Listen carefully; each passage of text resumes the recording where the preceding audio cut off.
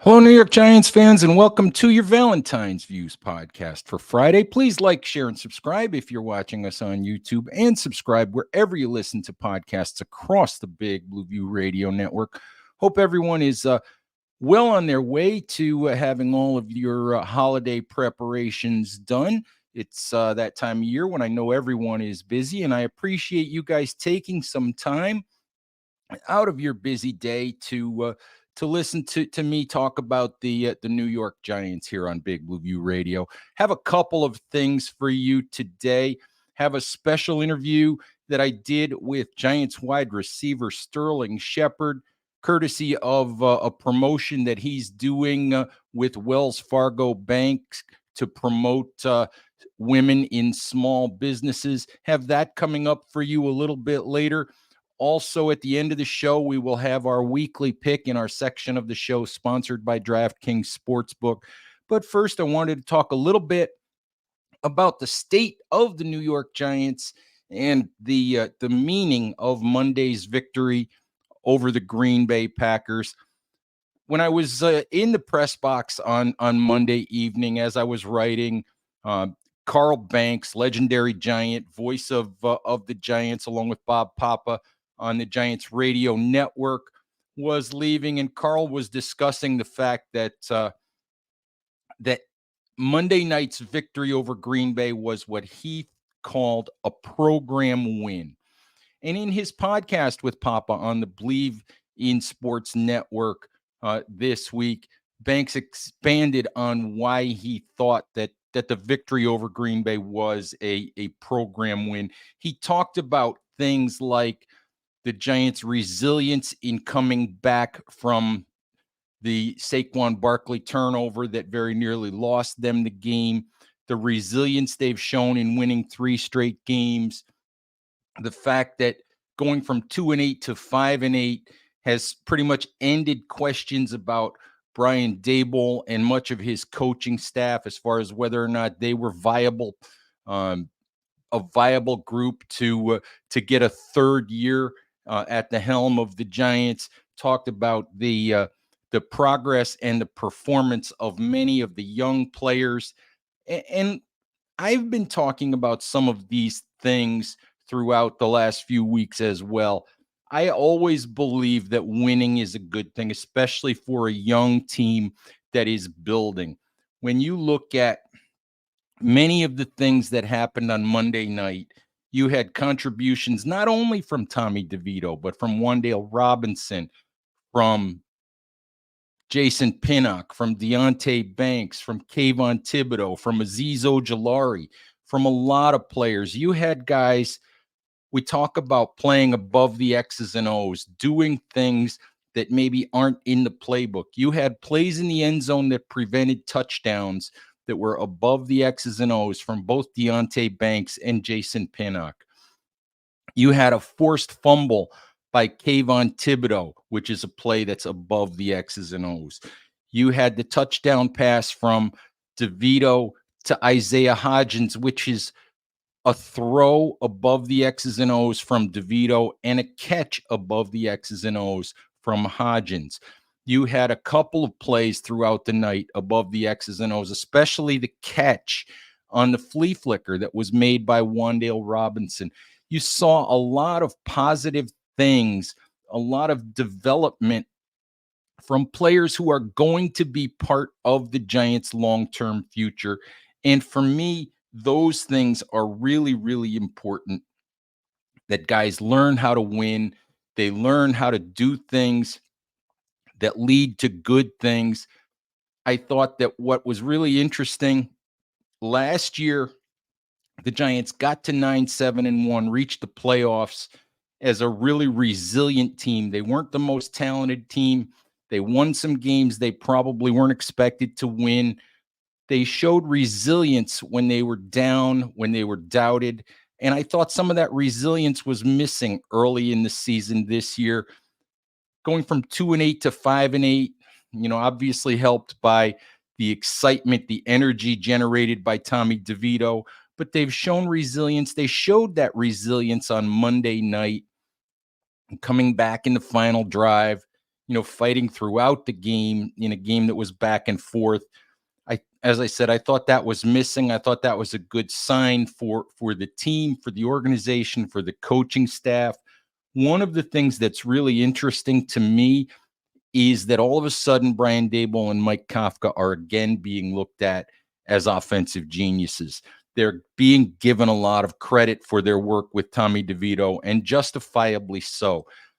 DeVito, for the great story that he is, there are still limitations to his game. There are limitations to his experience, limitations maybe to what you can do in the playbook because of that experience, some limitations to his arm strength. He still hasn't seen everything that NFL defenses have to offer. You probably have to scheme a certain way. You have to be very careful in what you ask him to do. And they haven't asked DeVito to throw 35 times a game. They haven't asked him to go out there and win a game by himself. Even the other night, winning NFC Offensive Player of the Week, he threw the ball 21 times. He made huge plays at the end of the game when the Giants needed to put together the game-winning drive. He took care of the football, was 17 out of 21, but throwing the ball 21 times is a lot different ask for a quarterback than throwing the ball 35 or 40 times. And I think Daboll and Kafka deserve a lot of credit for what they've done with DeVito, for the development, for how much he's learned over the past few weeks.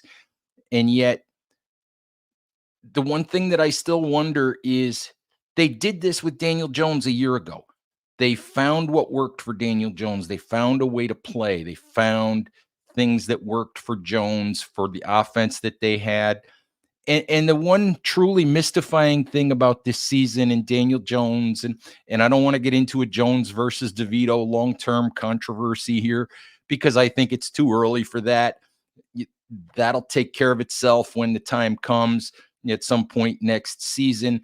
But what mystifies me, and I've talked to other people about this, is that the Giants seem to try to play differently when Daniel Jones was at quarterback this year than they did last year.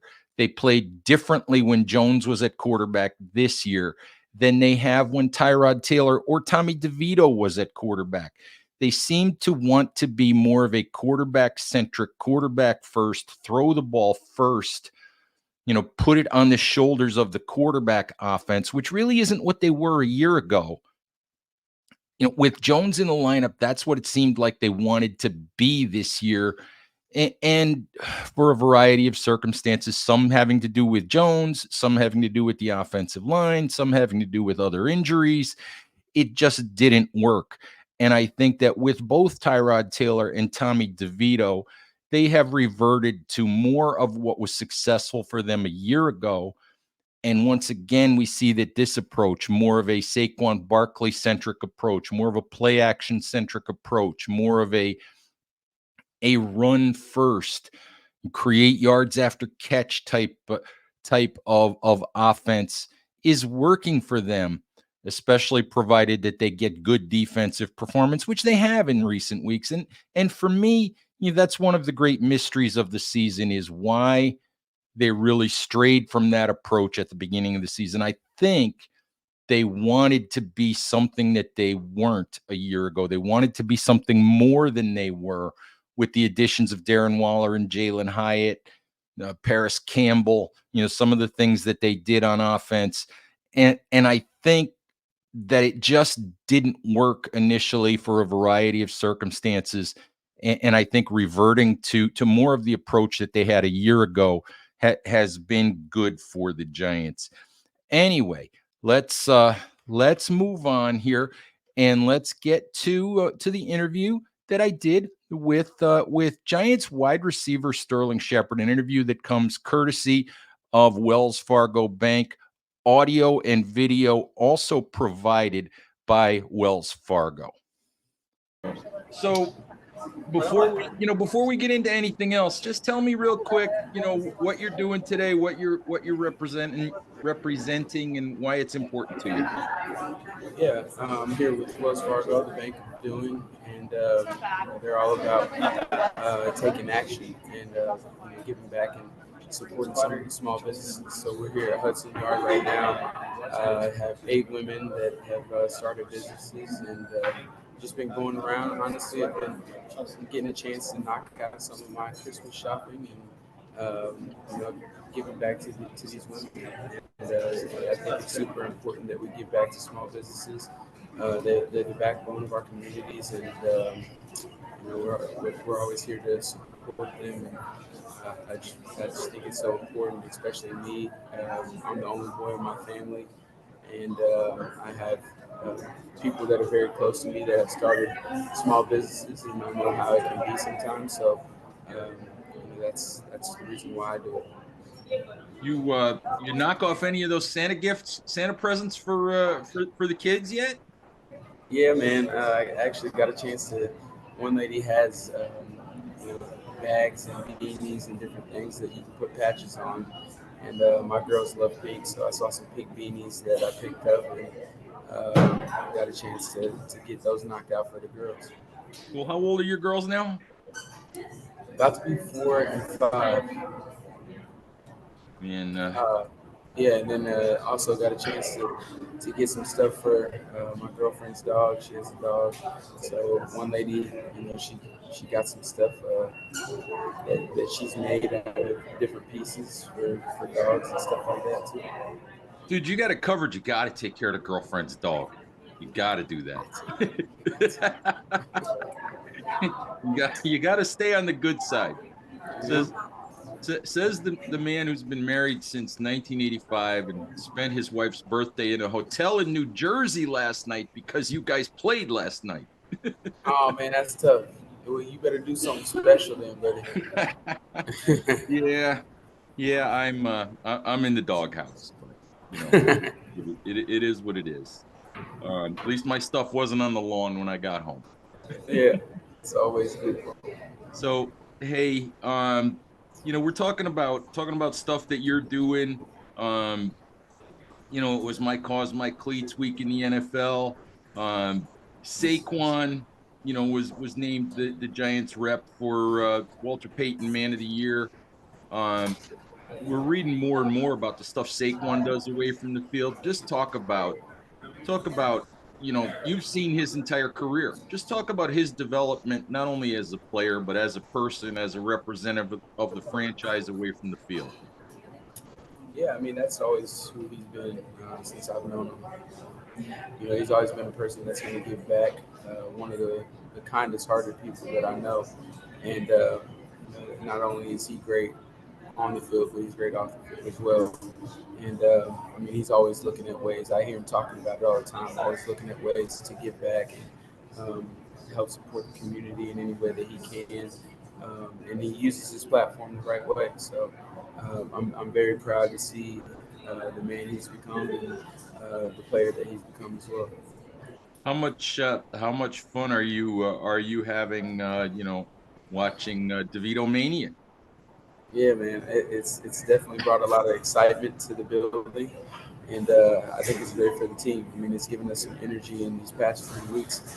We've been playing good football, so we got to continue that, and I think it starts by just taking it a day at a time and a week at a time. So I'm proud of the guys and the way that we've been fighting. The beginning of the season didn't go the way that we wanted it to, but we still have a chance, and we all understand that. He another DeVito question for you. I mean, everybody kind of looked at him as a little bit of a undrafted free agent, gets a chance to play when Tyrod and Daniel are hurt, and looked at him as kind of a novelty act. Lives with his mom still and all that. Um, has he graduated from novelty act at this point to a guy who's a real NFL player who you think is going to have a career? I think that may have been uh, the view of him from the outside, but everybody on the inside, I mean, since he stepped into this building, knew that he was a ball player. I mean, Mhm. uh, from the moment he stepped on the field, he had a sense of confidence that everybody just could feel. And we saw a bit of it in preseason. And then, now he's getting his time to shine. And I mean, since the moment that he knew he was getting that starting job, he's had that same confidence. And so that gives the guys around him confidence as well. Is it comparable to anything that you've seen in your career? You know, you saw the tail end of Victor Cruz's career. You saw the Danny Dimes craze at the beginning of Daniel's career. Is it comparable to anything that you've seen? I guess you could say a little bit like Danny's whenever that first happened, that game against Tampa Bay. But yeah, I don't know if it's been anything to this magnitude. He's kind of got his own little niche, and he plays with that swagger. So uh, it's the same but different in its own way. Yeah, it's couldn't be a better place for DeVito to do this. Nah, New York is the place you want to do it for sure. Um, you know, hasn't been for you. You haven't had as many opportunities this year as you might have liked. You know, Wandale's had a real good game last night. Jaylen and Isaiah are getting most of the rest of the time. Justin Pugh, when I talked to him a while ago, even before he signed, he was talking about, guys needing to be set up for when football ends for them. And hopefully it doesn't end for you soon. Hopefully there's more for you after this year. But have you given thought or done preparation for what comes after football, and what might that look like for you? I mean, obviously, I know I'm closer to the end than the beginning. So I think I've spent um, the second half of my career setting that up, and yeah, I've taken action to doing that. But I like to focus and be where my feet are, and my feet are right here, right now, playing football, and that's what my focus is. Next week we have um, a must-win game as well, so I'm focused on New Orleans. I worry about that stuff whenever it happens, but I definitely do my due diligence and set myself up for success after football. I'm not just a football player. Absolutely. Are you having fun watching the development of guys like Wandale and Jaylen? Wandale had his best game since his knee surgery last night. Jaylen had, his first 100-yard game 2 weeks ago.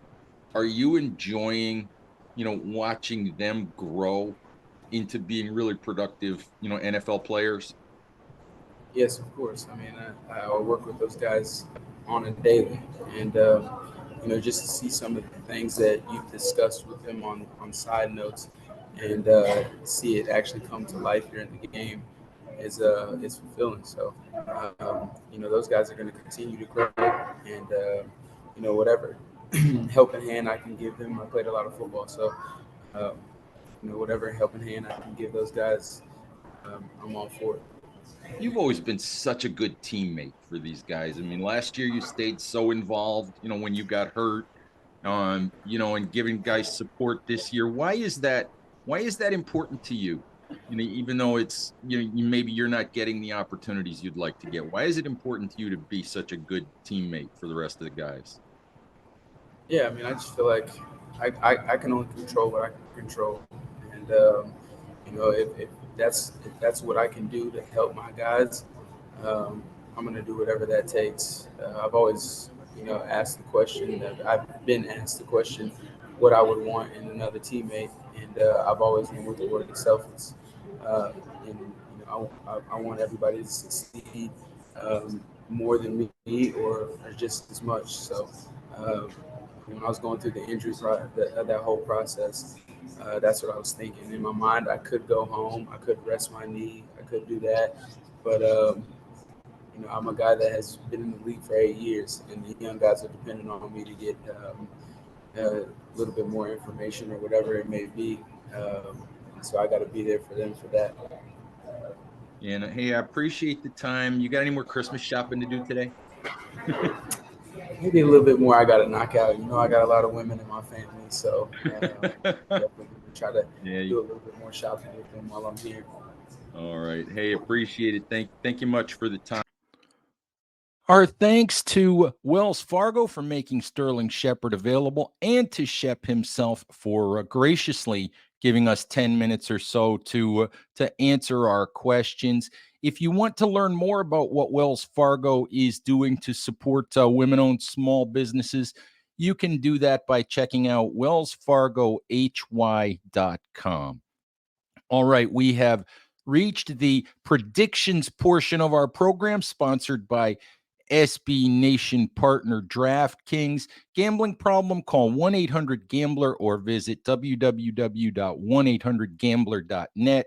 In New York, call 877-8-HOPE-NY or text HOPE-NY 467-369.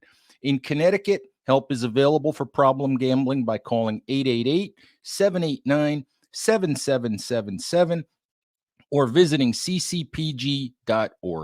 Please play responsibly on behalf of Boot Hill Casino and Resort in Kansas. Licensee partner Golden Nugget, Lake Charles, Louisiana. 21 and over. Age varies by jurisdiction. Void in Ontario. See sportsbook.draftkings.com/football terms for eligibility, terms, and responsible gaming resources. All right, Giants fans. The Giants, last I looked, are 6-point underdogs to the New Orleans Saints on Sunday. Actually, 5.5 as I check it quickly here. Originally 6, but down by about a half a point. And if you have already seen the Week 15 predictions at Big Blue View, you know that each of the 5 staff members who picked the game are rolling with the Giants to pull another upset on Sunday, including, of course, yours truly. And it's simple. It's not about X's and O's. It's not about matchups. It's not about any of those things. It's about DeVito Mania, and it's about the role that the New York Giants are on. For the time being, I'm just going to go with the momentum. Going to go with Tommy DeVito. I'm going to ride the train. I'm going to ride the ride as long as it lasts. And I think this New Orleans team is a mediocre team. Broke a 3-game losing streak last week with a victory over the 1-win Carolina Panthers, which really isn't a great accomplishment. But this is a mediocre football team. It's a new challenge for DeVito because this is in the Dome in New Orleans, in an environment where it's traditionally pretty loud, pretty hard for opposing teams to play. This is an undrafted kid who'll be in this kind of environment at the NFL level for the first time. So it's a new experience, new challenge. But to this point, he's met everything that's been thrown at him. He's taken everything head on. He hasn't backed down. And, he's met every obstacle so far. I'm just going to ride the train. I'm going to pick the Giants to win the game, to keep it going for at least one more week. Excuse me. And we will we'll see if I'm right. We'll see if all of your Big Blue View staff members are right. But if you want to check out all of our picks and everyone's reasoning for making those picks, please check out the story at bigblueview.com. In fact, check out all of our Giants Saints coverage at bigblueview.com as well. And check us out on Twitter. Check us out on Facebook. Check us out on Instagram. You can also find me over on Threads at ed.valentine over on Threads. So please check us out on all of those various platforms. And Giants fans, I think that pretty much wraps it up for today. Thank you for listening. Please stay safe out there. Take care of each other, and we'll talk to you soon. Bye-bye.